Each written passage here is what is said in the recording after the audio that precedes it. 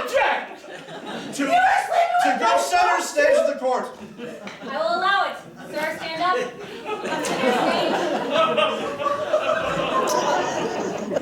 Don't even look at me. Don't even touch me. Keep your distance, sir. After what we shared that night in the park, the night you clearly must have murdered my father. I just drugged your mom, Sarah, regularly.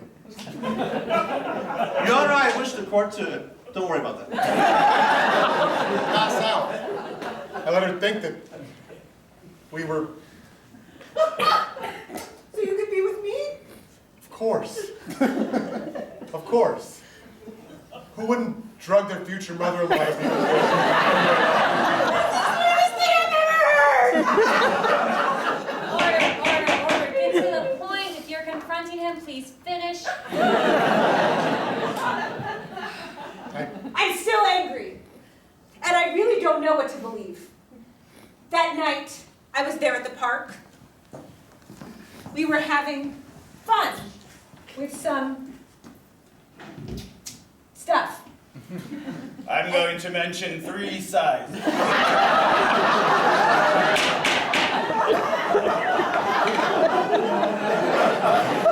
I saw my mother and Dr. Teeth in the park, and I freaked out. And then I saw my dad, and I thought that he was going to see them. But then he saw us. He looked really mad.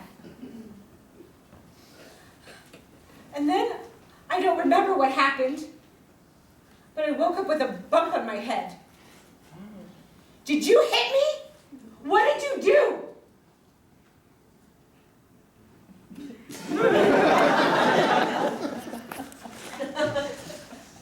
You should have asked that during the confrontation.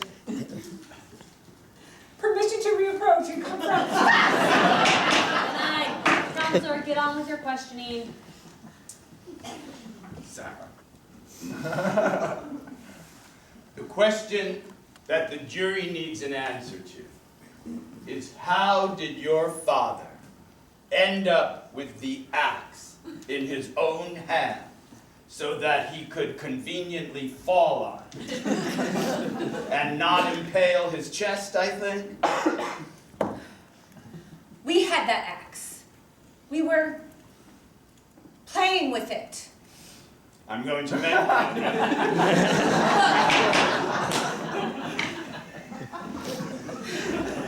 Can you tell the jury anything from your personal eyewitness testimony, maybe before you conked out that night, that would allow us to understand that the defendant put that axe in the hand of the victim, filled him with yellow snow, and sent him to his own death? I'm sorry. I don't believe you that you didn't sleep with my mom. My father saw us and he got really mad. And he came over and he grabbed the hatchet out of his hand. And I saw him chase my dad. And I don't know what happened after that. But he's been telling me that he wanted to take over my father's business and that we would get married and it would be all ours. I know you wanted him dead, and I didn't care at first. My father never cared about me. Would you like 2 tissues? I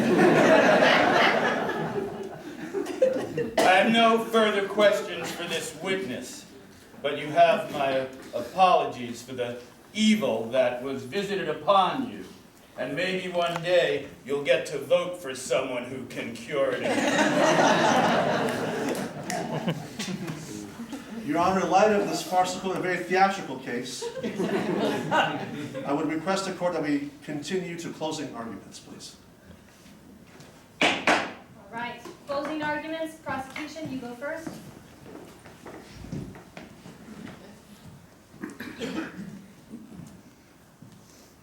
Ladies and gentlemen of the jury, my name is Jonathan Steele, and soon I'll be running for DA.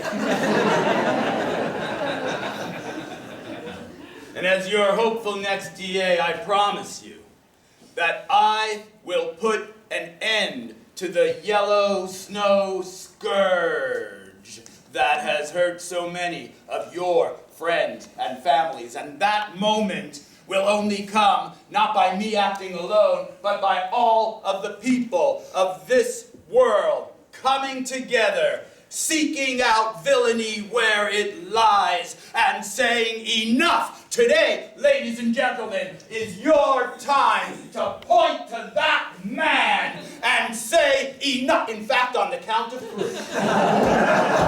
I want Your Honor, objection leading the jury. Sustained. All right, never mind.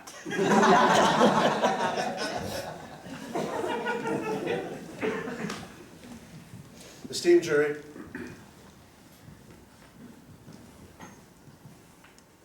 when I was 7 years old,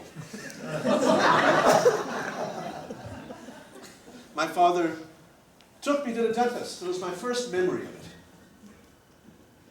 A wretched experience. So I had thought at the time, being a child, of course, someone poking and prodding and pulling and scraping, and it was traumatic.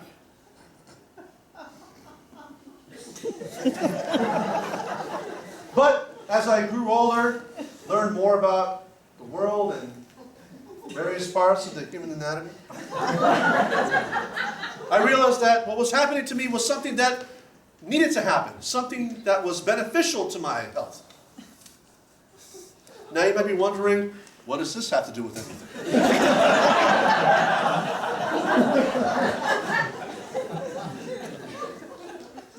Dentists, from an early age, we are conditioned to view them as villains.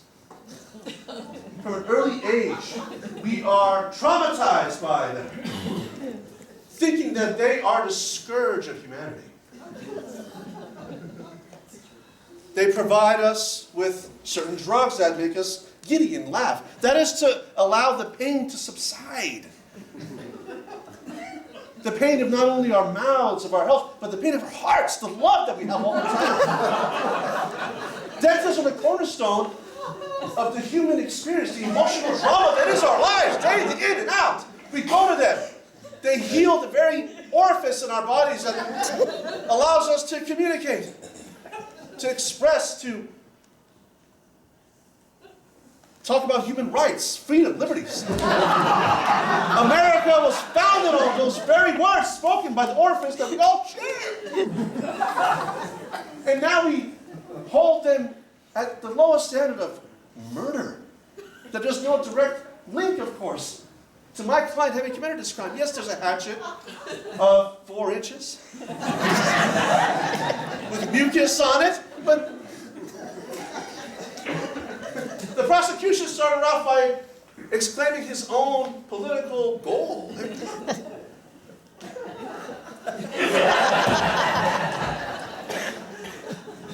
Esteemed jury, I ask of you today to please allow justice to be served the way that it should have been from the beginning. To view my client and all dentists that he now represents as what society requires. We need them.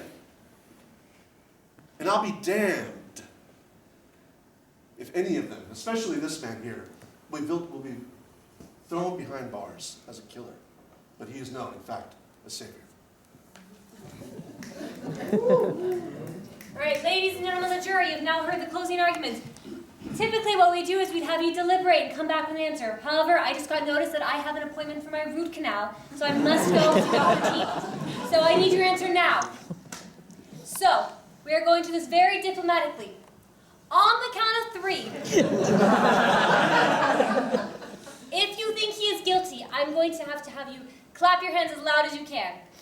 All right, are you ready? 1, 2, 3.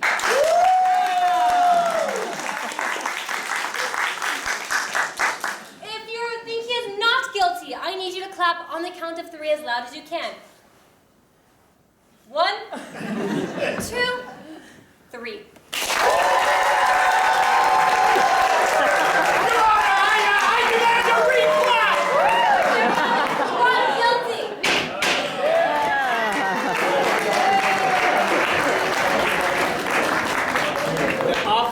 the assistant district attorneys.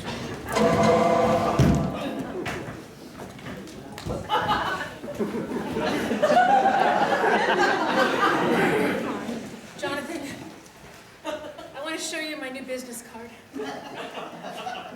So you're leaving? Crofton and Tate, malpractice lawyers for dental.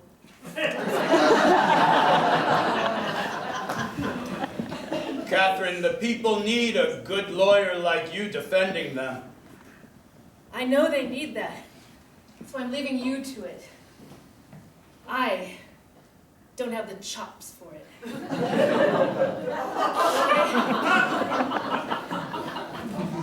When I heard Crofton's closing argument, I was moved. And I realized that the dental profession is really what's behind the root of everything. And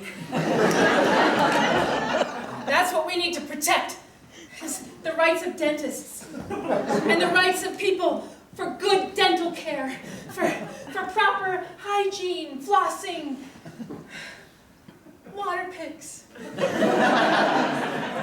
Catherine, when I become DA, I was hoping you'd step up as my executive ADA.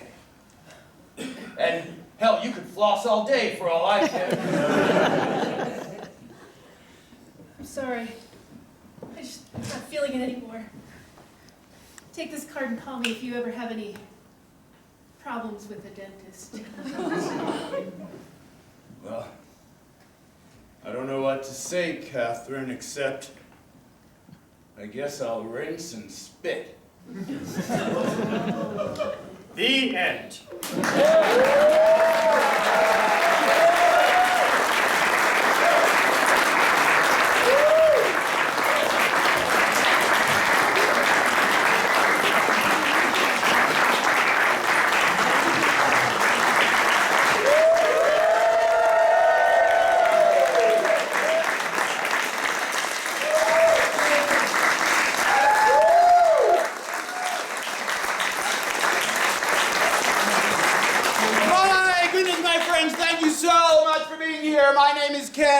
I'm the artistic director of Synergy Theater, and this is... Janine Tumlin. Griffin Beer. Elisa Avino. Justin Carnes. Adrian Bosa. Adam Lidumyan. Rachel Kumar. Geraldine Carolyn. Arasta Darakshan. And you are the best audience we ever had. Give yourselves a round of applause.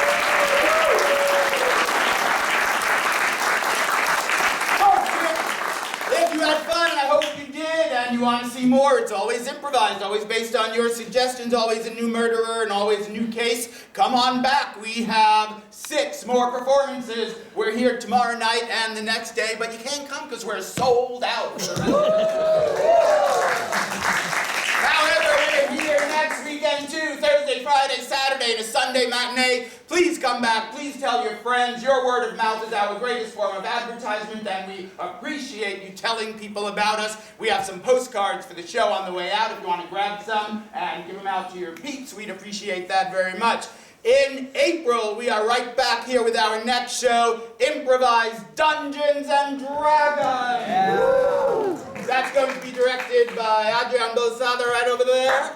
So please come back. We have some postcards for that out there as well. If improvisation just looks like fun, it is. And if you're wondering, oh, but can I do that? You can. Synergy Theater teaches classes. I personally teach classes. Beginning, intermediate, advanced classes at the Walnut Creek Arts and Rec Center. Our next 8-week session starts in March. Registration opens in February.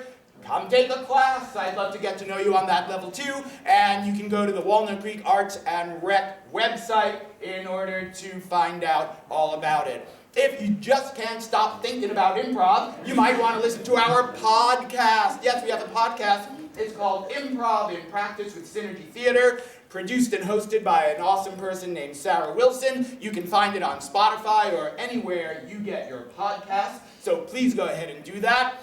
Finally, Synergy Theater is a 501c3 charitable organization. We rely very heavily on the generosity of our patrons. That's you.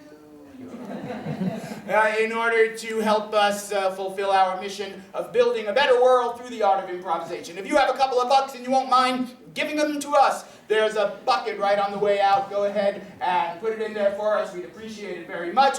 If you'd like to make a check and write that to us, and then, what am I saying? If you would like to write a check and send it to us, we have some envelopes, and you can do that as well. If you have a friend in the cast and you want to say hello, give us about 10 minutes. We'll be out by the stage door, and we'd love to say hello to you on your way out. Thank you all so much for being here. You are awesome. We love you. Good night.